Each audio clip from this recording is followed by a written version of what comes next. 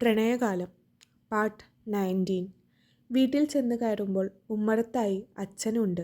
കുറച്ച് ദിവസങ്ങൾക്കിപ്പുറം അച്ഛനെ കാണുമ്പോൾ ഉള്ള മകളുടെ ഒരു തരത്തിലുമുള്ള സന്തോഷം കല്ലുവിൽ ഉണ്ടായിരുന്നില്ല. ഇപ്പോൾ അച്ഛൻ എന്ന വാക്കിന് അപ്പുറം കല്ലുവിൻ്റെ മനസ്സിൽ അവറാച്ചൻ്റെ മുഖമായിരിക്കുന്നു. സദാ പുഞ്ചിരിച്ച് കണ്ണിൽ ഒരു കടലോളം സ്നേഹം ഒളിപ്പിച്ചു വെച്ച ആ മുഖം. അതെങ്ങനെ ജന്മം നൽകാതെ ഒരാൾക്ക് അത്ര വിലപ്പെട്ട ഒരു സ്ഥാനം നിശ്ചയിക്കാൻ കഴിയുമെന്ന് ആരും എന്നോട് ചോദിച്ചേക്കരുത്. എനിക്കറിയില്ല. പക്ഷേ കല്ലുവിന് ഇന്ന് അച്ഛൻ അവറാച്ചൻ തന്നെ, അതിൽ തർക്കമില്ല. ഉമ്മറത്തെ ചാരുകസേരയിൽ ഇരുന്ന് മയങ്ങുന്ന അച്ഛനിലേക്ക് കല്ലുവിൻ്റെ കണ്ണുകൾ പാഞ്ഞു. അടുത്ത ഊര് ചുറ്റാൻ പോകുമ്പോഴേക്കും എനിക്ക് കാത്തു വെച്ചിരിക്കുന്ന ദുർവിധി എന്തെന്നറിയാതെ ഞാൻ അച്ഛനെ തന്നെ നോക്കി. മിണ്ടാതെ കയറി പോകണോ അതോ എന്തെങ്കിലും ചോദിക്കണോ എന്നുള്ളത് എനിക്ക് സംശയമായി. പതിയൊന്ന് ചുമച്ചു. അച്ഛൻ്റെ ശ്രദ്ധ പിടിച്ചു പറ്റാൻ എന്ന പോലെ. അച്ഛൻ പതിയെ കണ്ണുകൾ തുറന്നു. എന്താ നേരം വൈകിയത്?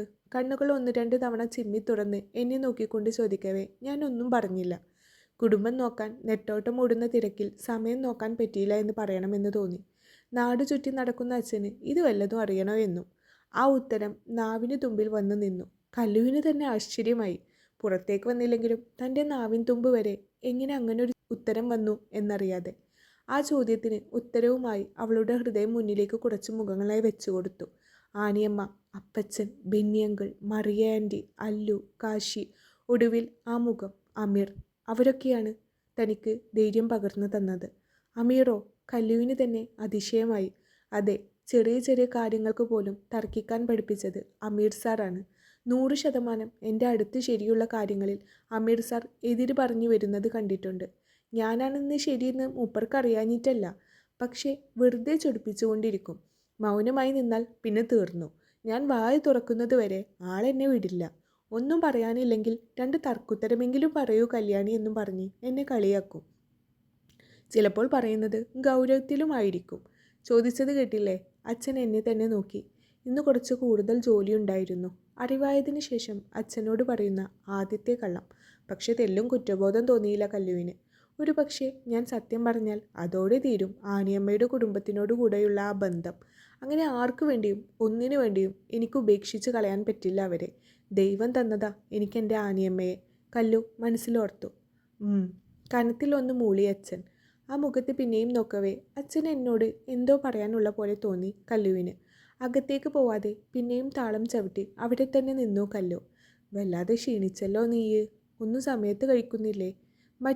മറ്റെവിടേക്കോ നോക്കിയാണ് അച്ഛൻ്റെ ചോദ്യം. മുഖത്തേക്കൊട്ടും നോക്കുന്നില്ല. ആ ചോദ്യം കേൾക്കവേ കല്ലുവിൻ്റെ കണ്ണൊന്ന് നിറഞ്ഞു. തൊണ്ടയിലും നെഞ്ചിലുമായി എന്തോ ഒന്ന് കൊളുത്തി വലിക്കും പോലെ. ആദ്യമായിട്ടാ അങ്ങനെ ഒരു സ്നേഹത്തിൻ്റെ ഭാഷ, അതും അച്ഛനിൽ നിന്ന്. നീണ്ടൊരു മൗനം ഞങ്ങൾക്കിടയിൽ നൂണ്ടുകയറി. ചോദിക്കാൻ ഏറെയുള്ള പോലെ അച്ഛനും ഉള്ളം ശൂന്യമായി ഞാനും. പതിയെ അച്ഛൻ എഴുന്നേറ്റ് വന്ന് എനിക്ക് അഭിമുഖമായി നിന്നു. അച്ഛൻ വലിയൊരു തെറ്റായിരുന്നു അല്ലേ? നിന്നെ ഒരുപാട് ഉപദ്രവിച്ചു അല്ലേ?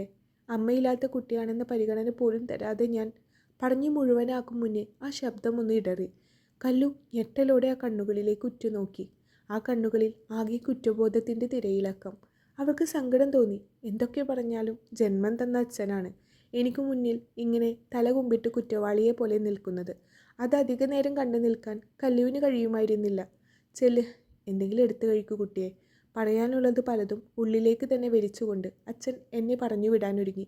എന്തു പറ്റിയ അച്ഛാ എന്ന് ചോദിക്കണമെന്നുണ്ടായിരുന്നു. പക്ഷേ പറയുന്നതെല്ലാം കേൾക്കുക എന്നല്ലാതെ തിരിച്ചെന്തെങ്കിലും ചോദിക്കാനോ പറയാനോ ഉള്ള ഒരു സ്വാതന്ത്ര്യം ഇന്നേ വരെ അച്ഛൻ്റെ അടുത്തുണ്ടായിട്ടില്ല. അതുകൊണ്ട് തന്നെ മുറിയിലേക്ക് കയറിപ്പോകുമ്പോൾ ഉള്ളിൽ ഒരു മഴ പെയ്ത് തോർന്ന പ്രതീതിയായിരുന്നു കല്ലുവിന്. മുന്നിൽ നിൽക്കുന്ന 2 പേരിലേക്ക് അവൾ ഉമിനീർ ഇറക്കിക്കൊണ്ട് മാറി മാറി നോക്കി.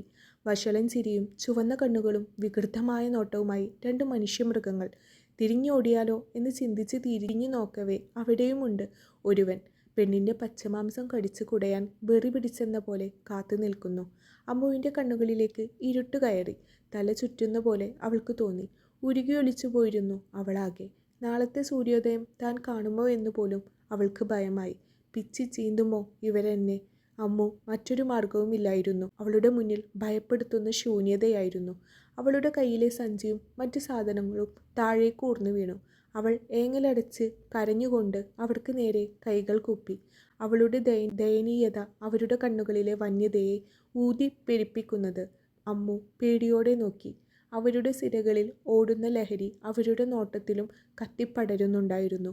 മുന്നിലുള്ള ഒരുവൻ മുന്നോട്ട് വന്നുകൊണ്ട് അമ്മുവിൻ്റെ കയ്യിൽ പിടിച്ചു വലിച്ചു. അവൾ സർവ്വശക്തിയും എടുത്ത് കുതറി. ആദ്യത്തെ എതിർപ്പിന് തന്നെ അയാളുടെ ബലിഷ്ഠമായ കൈ അമ്മുവിൻ്റെ കവിളിൽ പതിഞ്ഞു. അവളുടെ കവിൾ പൊട്ടി വായിൽ ഉമിനീരിനൊപ്പം ചോര ചുവച്ചു തുടങ്ങി. അവൾ പതറാതെ സർവ്വശക്തിയുമെടുത്ത് അയാളെ ആഞ്ഞു തള്ളി. പെട്ടെന്നുള്ള നീക്കമായതുകൊണ്ട് അയാൾ പിന്നിലേക്കൊന്ന് വേച്ചുപോയി. ഡീ അലറിക്കൊണ്ട് അയാൾ അമ്മുവിൻ്റെ അടിവയറിലേക്ക് ആഞ്ഞു ചവിട്ടി. അമ്മേ! അമ്മു വേദന കൊണ്ട് അലറിക്കരഞ്ഞു. അവൾ മണ്ണിൽ കിടന്ന് പിടഞ്ഞു. അയാൾ ഞൊടിയുടെ നേരം കൊണ്ട് അവളുടെ കാലുകളിൽ പിടുത്തമിട്ടു. കുതറാൻ നോക്കിയെങ്കിലും അവൾക്ക് കഴിഞ്ഞില്ല.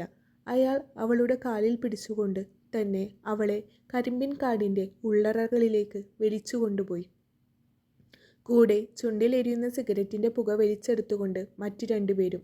വീട്ടുജോലി ഓരോന്നായി ചെയ്തു തീർക്കുമ്പോഴും കല്ലുവിനന്ന് എന്തെന്നില്ലാത്തൊരു ഉത്സാഹമായിരുന്നു. ഒരുപാട് വർഷങ്ങൾക്ക് ശേഷം അച്ഛൻ സ്നേഹത്തോടെ പറഞ്ഞ ഒരൊറ്റ വാക്കിൽ ഇത്രയും കാലം അവൾ അനുഭവിച്ച സകല കുത്തുവാക്കുകളും പീഡനവും ഉരുകിയൊലിച്ചു പോയിരിക്കുന്നു. പതിയെ അത്താഴത്തിനുള്ളത് മേശപ്പുറത്ത് വെച്ചു. ഉമ്മറത്തേക്ക് അച്ഛനെ വിളിക്കാൻ പോയപ്പോൾ ആളവിടെയില്ല. ചുറ്റും കണ്ണോടിച്ചപ്പോൾ അമ്മയുടെ അസ്ഥിത്തറക്ക് മുന്നിലായി ഒരു നിഴലനക്കം. കല്ലുവിൻ്റെ ചങ്ക് ഒന്ന് പിടഞ്ഞുപോയി. ഓർമ്മ വെച്ച മുതൽ അച്ഛൻ അങ്ങനെ ഒരു അസ്ഥിത്തറക്ക് മുന്നിൽ നിൽക്കുന്നതായി കല്ലു കണ്ടിട്ടില്ല. അമ്മയെപ്പറ്റിയോ അമ്മയുടെ നന്മയെപ്പറ്റിയോ ഒന്നും പറഞ്ഞു കേട്ടിട്ടില്ല. പതിയെ അച്ഛൻ്റെ അരികുപറ്റി നിൽക്കുമ്പോൾ തെക്കും നിന്നൊരു കാറ്റ് ഇരുവരെയും തഴുകി പോകുന്നുണ്ടായിരുന്നു. കല്ലു ശ്വാസം ഒന്ന് വലിച്ചെടുത്തു. തിരിഞ്ഞു നടക്കാൻ ഒരുങ്ങവേ അച്ഛൻ്റെ കണ്ണുകൾ എൻ്റെ കണ്ണുകളുമായൊന്ന് ഉടക്കി. ആ കണ്ണുകൾ നീറിപ്പുകഞ്ഞിരുന്നു. അതിൻ്റെ ബാക്കി അവശേഷിപ്പെന്ന പോലെ കണ്ണുനീർ ആ കവിൾത്തടങ്ങളെയും കവിഞ്ഞ് ഒഴുകിത്തുടങ്ങിയിരുന്നു. ആ കാഴ്ച കാണവേ കല്ലുവിൻ്റെ കണ്ണുകളും നിറഞ്ഞുപോയിരുന്നു.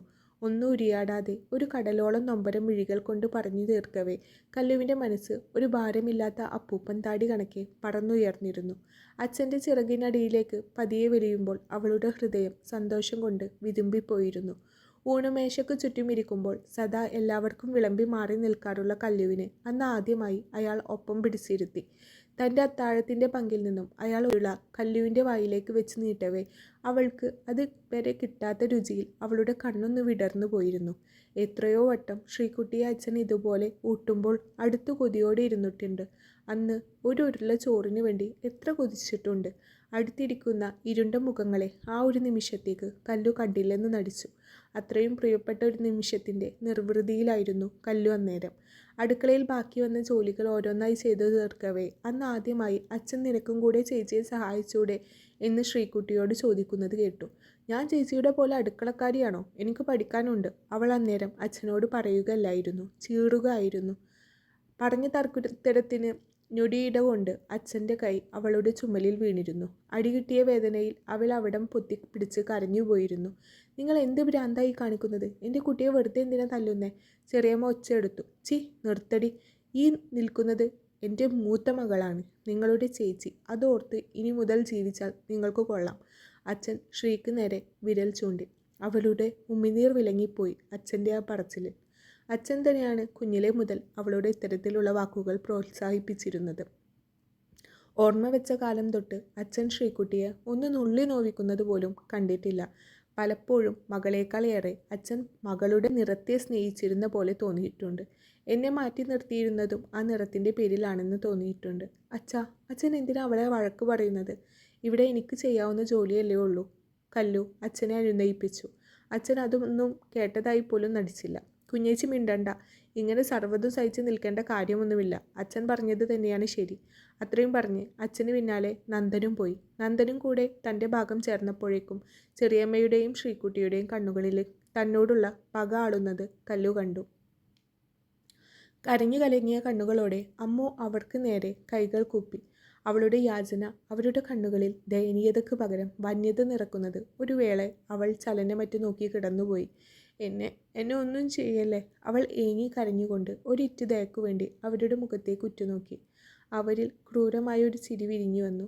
നിന്നെ ഞങ്ങൾ ഉപദ്രവിക്കില്ല മോളെ, അല്പം സ്നേഹിച്ചിട്ട് വിട്ടേക്കാം.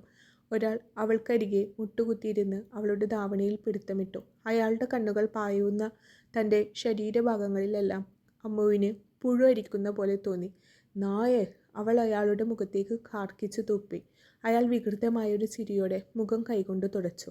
ഇപ്പോൾ ഈ ചെയ്തതിന് മോൾക്കൊരു സമ്മാനം തരട്ടെ. അതും പറഞ്ഞ് അയാൾ അവളുടെ മുഖത്ത് പതിയെ തലോടി. ഇപ്പോൾ തളർന്നാൽ ഇവിടം കൊണ്ട് കഴിഞ്ഞു എൻ്റെ ജീവിതം. ഇല്ല, തളരാൻ പാടില്ല.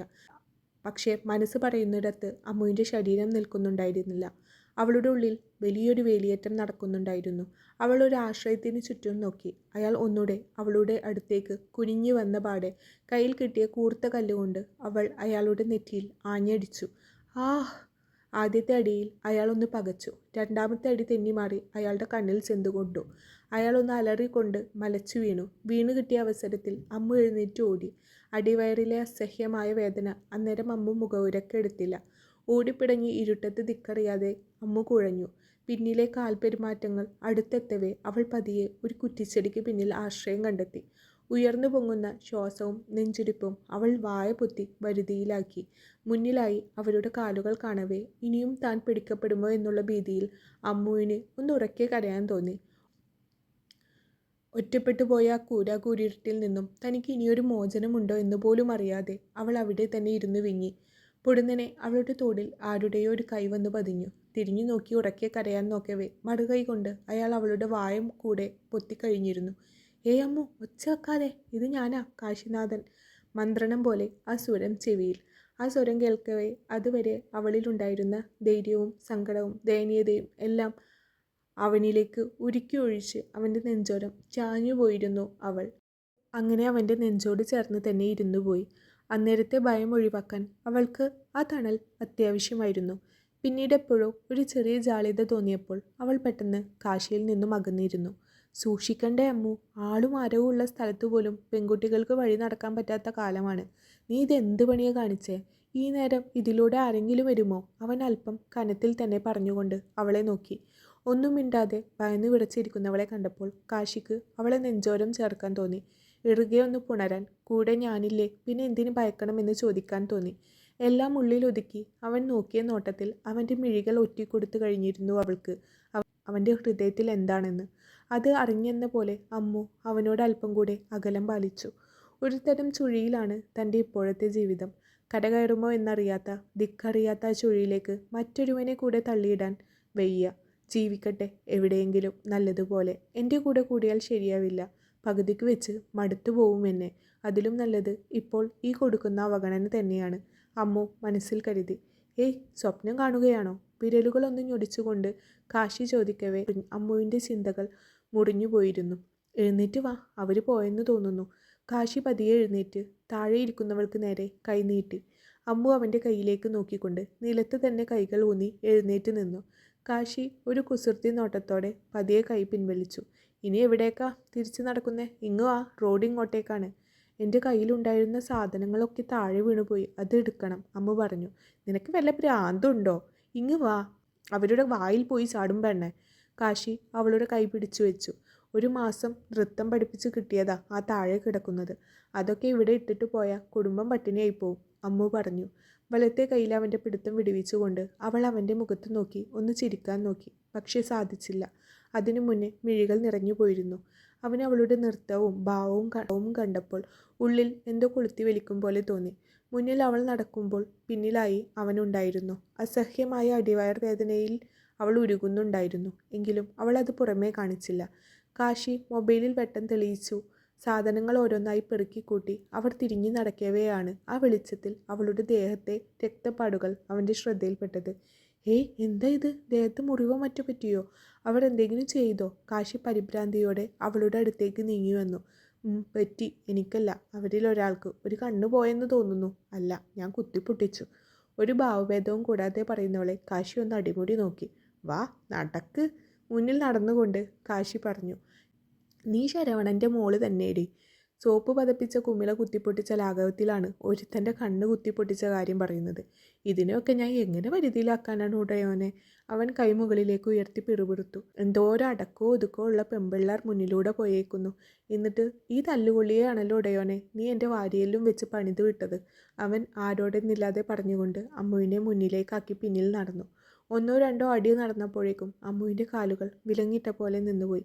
എന്തുപറ്റി? കാശി അവളെ നോക്കി ചോദിക്കവേ മുന്നോട്ട് നോക്കുവാൻ അവൾ കാശിക്ക് കണ്ണുകൊണ്ട് കാണിച്ചു കൊടുത്തു കഴിഞ്ഞിരുന്നു. മുന്നിൽ നിൽക്കുന്ന 3 കൂറ്റന്മാരെ കാണെ അവിടെ ഇരുവരുടെയും കണ്ണിൽ ഇരുട്ട് പടർന്നു. അതിലൊരുത്തൻ കണ്ണു പൊത്തിപ്പിടിച്ച കൈയിൻ്റെ വിരലുകൾക്കിടയിലൂടെ ചോര കിനിഞ്ഞിറങ്ങുന്നത് കാണെ കാശി അമ്മുവിനെ ഒന്ന് പാളി നോക്കി. ഞാൻ ഇത്രേ ചെയ്തുള്ളൂ എന്ന മട്ടിൽ നിൽക്കുന്ന അവളെ അവൻ വായും പൊളിച്ച് നോക്കി നിന്നുപോയി. നീ ഏതാ എന്താ ഒന്നും ഞങ്ങൾക്കറിയണ്ട. നിന്റെ പെങ്ങളായാലും ശരി പെണ്ണായാലും ശരി, ഇവളെ ഇന്ന് നീ തിരിച്ചു കൊണ്ടുപോയില്ല. നിനക്ക് വേണമെങ്കിൽ പോകാം. നാളെ ഇവൾ ഇവിടെ തന്നെ കാണും. ജീവനോടെ ആണോ അല്ലയോ എന്നൊന്നും ഉറപ്പില്ല.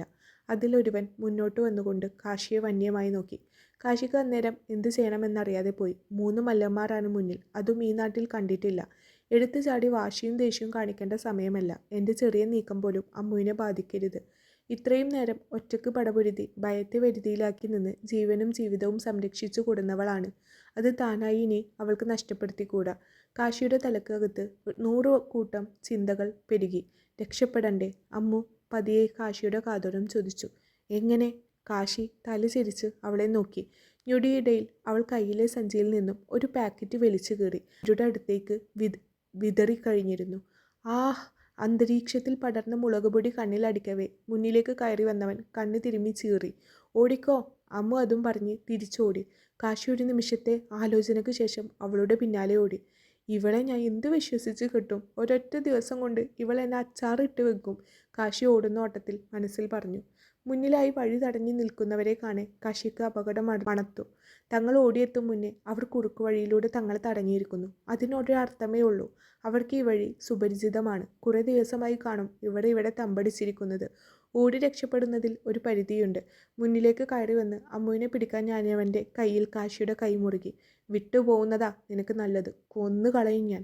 എനിക്കും അത് തന്നെ പറയാനുള്ളൂ. ഇവളുടെ മേൽ നീ തൊടില്ല. തൊടാൻ സമ്മതിക്കില്ല കാശി. കാശിയുടെ കണ്ണുകൾ കുറുകി. അവൻ്റെ ഞരമ്പുകൾ മുറുകി. അവൻ്റെ കരണം പുകച്ചുള്ള ഒരടിയിൽ അയാളുടെ കൈകളുടെ പിടുത്തം അയഞ്ഞുപോയി. അയാൾ നിലത്തേക്ക് വീണു. ഡാ! ഒരുത്തൻ ഓടിപ്പാഞ്ഞു വരവേ കാശി ഒന്നുകൂടെ മുണ്ടുമുറുക്കിയെടുത്തു. കയ്യിലെ വാച്ച് ഊരി അവൻ അമ്മുവിന് നേരെ നീട്ടി. അവൾ അത് വാങ്ങാതെ മാൻ നോക്കി നിന്നു. സാധാരണ സിനിമയിലൊക്കെ എങ്ങനെയാ? നായകൻ അടിയുണ്ടാക്കുമ്പോൾ വാച്ചൂരി നായികക്ക് കൊടുക്കും. കാശി കണ്ണു ചുരുക്കി അവളെ നോക്കി. സോറി, ഞാൻ സിനിമ കാണാറില്ല, അമ്മുവും പറഞ്ഞു. ഓ, നിങ്ങൾക്ക് സ്വന്തമായി ഒരു സർക്കസ് കമ്പനി ഉള്ളതാണല്ലോ അല്ലേ? സർക്കസ് കണ്ടു കഴിഞ്ഞ് സിനിമ കാണാൻ എവിടെ നേരം? കാശി അമ്മുവിനെ നോക്കി ചോദിച്ചു. സർക്കസ് കമ്പനിയോ? അമ്മുവിൻ്റെ നെറ്റി ചൊടിഞ്ഞു. ആ, നിന്റെ അച്ഛൻ ശരവണൻ ജീവിക്കുന്ന സർക്കസ് കമ്പനിയാണല്ലോ അങ്ങേര്. ഇന്നാളൊരു ദിവസം കമ്പിയിൽ കിടന്ന് ആടിയിരുന്നത് കണ്ട് ഞാൻ ചത്ത കാക്കയാണെന്ന് കരുതി തോണ്ടിയിടാൻ പോയതാ. കിണറിൻ്റെ വക്കത്തുകൂടെ ഒറ്റക്കാലിൽ നടക്കുന്നു, തലയിൽ കുപ്പി വെച്ച് ഓടുന്നു. അങ്ങേരൊരു സംഭവം തന്നെ.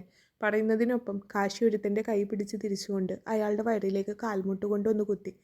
അമ്മു മുഖം വീർപ്പിച്ച് നിന്നതേ ഉള്ളൂ. ഒട്ടൊരു നിമിഷത്തിന് ശേഷം മൂവരും നിലം തൊട്ടിരുന്നു. വാ, ഇനി ഇവിടെ നിന്നാൽ തിരിച്ചു വാങ്ങി കൂട്ടേണ്ടി വരും. കാശി അമ്മുവിനെയും കൂട്ടി റോഡിലേക്ക് കയറി. സാധാരണ ഈ ഒരു സമയത്തൊക്കെ നായികക്ക് നായകനോടൊരു ഇഷ്ടമൊക്കെ തോന്നി അത് പറഞ്ഞ് ഒരു പാട്ടും പാടി അതിൽ 2 സ്റ്റെപ്പ് ഇട്ട് ആ പാട്ടിൽ തന്നെ നായിക ഗർഭിണിയായി 2 കുട്ടികളായി. ഹോ, ആലോചിക്കുമ്പോൾ തന്നെ ഒരു കുളിര്. കാശി ഇങ്ങനെ പറഞ്ഞു നടക്കവേ അമ്മുവിന് ചിരി വരുന്നുണ്ടായിരുന്നു. അതിന് ഇയാൾ എന്ത് ചെയ്തു എന്നാ? ഒരുത്തൻ്റെ കണ്ണ് കുത്തിപ്പൊട്ടിച്ചത് ഞാൻ, മുളകുപൊടി വിതറിയത് ഞാൻ. അമ്മു എണ്ണി പറഞ്ഞു തുടങ്ങി. ഉണ്ണിയാർച്ച മുന്നിൽ നടന്നാട്ടെ, അടിയും പിന്നിൽ വരാം. കണ്ണുരുട്ടി പറയുന്ന കാശിയെ കാണെ അമ്മു ചിരിച്ചു പോയിരുന്നു. ആ ചിരിയുടെ അകത്തളത്തിൽ പെട്ടുപോയി അവനും. ഇയാളെന്താ ഈ വഴി വന്നത്? അമ്മുവിൻ്റെ വീട്ടിലേക്കുള്ള വഴിയിലൂടെ നടക്കവേ അമ്മു കാശിയെ സംശയത്തോടെ നോക്കി. അതുകൊണ്ട് ഇപ്പോൾ ഇങ്ങനെ എൻ്റെ പിന്നാലെ നടന്ന് തറുതല പറയാൻ ജീവനോടെ ആളുണ്ടായി, അല്ലെങ്കിൽ കാണാമായിരുന്നു. കാശി ചെറുതായി ചിരിച്ചുകൊണ്ട് അമ്മുവിനെ പാളി നോക്കി. അതല്ലല്ലോ ഞാൻ ചോദിച്ചതിനുള്ള ഉത്തരം. കാശിയുടെ മുഖത്തെ കള്ളത്തരത്തിലേക്ക് തന്നെ നോക്കിക്കൊണ്ട് അമ്മു ചോദിച്ചു. ഇന്നാളത്തെ പോലെ ശരവണൻ അണ്ണനെ ഇതിൻ്റെ ഉള്ളിൽ നിന്നോ മറ്റോ കിട്ടിയാലോ വിചാരിച്ചു വന്നതാ. കാശി എവിടേക്കോ നോക്കിക്കൊണ്ട് പറഞ്ഞു. അപ്പയെ കിട്ടിയിട്ട് നിങ്ങൾക്ക് എന്തിനാ? അപ്പയെ എനിക്ക് വേണ്ട, അപ്പയുടെ മോളെ എനിക്ക് വേണം. ശരവണൻ അണ്ണനെ കൊണ്ട് വിടുമ്പോൾ നിന്നെ ഒന്ന് കാണാമല്ലോ. ഒന്ന് ഒറ്റക്കണ്ണിറുക്കി കാശി പറയവേ അവളുടെ കവിളിലേക്ക് രക്തം ഇരച്ച് കയറി വരുന്നുണ്ടായിരുന്നു. പെട്ടെന്ന് അവൾ അത് മറച്ചു പിടിച്ചുകൊണ്ട് ഗൗരവത്തിൻ്റെ മുഖംമൂടി അണിഞ്ഞു. അത് കാശി കാണുകയും ചെയ്തു. ഇങ്ങനെ സ്നേഹിക്കാൻ എന്നിൽ എന്താണ് ഇത്ര പ്രത്യേകത എന്ന ചോദ്യം അവളുടെ നാക്കിൻ തുമ്പ് വരെ വന്ന് മടങ്ങിപ്പോയി. എൻ്റെ പെണ്ണെ, എന്താണ് നീ ആ കൊമ്പൻ മീശയും വെച്ച് എയറും പിടിച്ച് നടക്കുന്ന അങ്ങേരുടെ മുഖത്ത് നോക്കി അപ്പ എന്ന് വിളിക്കാൻ എനിക്കൊരവസരം തരിക? കാശി വിടാൻ ഭാവമില്ല. ദേ, മിണ്ടാതെ നടന്നോ. നേരത്തെ മുളകുപൊടി ബാക്കിയുണ്ട്. ഇനി ഒരക്ഷരം മിണ്ടിയാൽ അത് വെച്ച് ഞാനൊന്ന് മുഖം മിനുക്കി തരും. പറഞ്ഞില്ലെന്ന് വേണ്ട. വെട്ടിത്തിരിഞ്ഞ് മുന്നോട്ട് കയറി പോകുന്നവളെ അവൻ ചിരിയോടെ നോക്കി. തുടരും സൂര്യകാന്തി. നിങ്ങൾക്ക് കഥ ഇഷ്ടപ്പെടുന്നുണ്ടെങ്കിൽ എന്നും പറയുന്ന പോലെ എന്നും ലൈക്ക് ചെയ്തേക്കണേ. അതേപോലെ നിങ്ങളുടെ അഭിപ്രായങ്ങൾ കമൻറ്റ് ബോക്സിൽ അറിയിക്കണേ. നിങ്ങൾക്ക് കഥ ഇഷ്ടപ്പെടുന്നുണ്ടോ എന്ന് എനിക്കും കൂടെ അറിയാൻ വേണ്ടിയാണ്.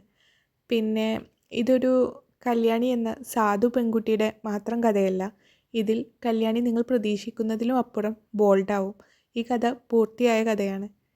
അപ്പോൾ എല്ലാവരും സപ്പോർട്ട് ചെയ്യുമെന്ന് പ്രതീക്ഷിച്ചോട്ടെ. Thank you.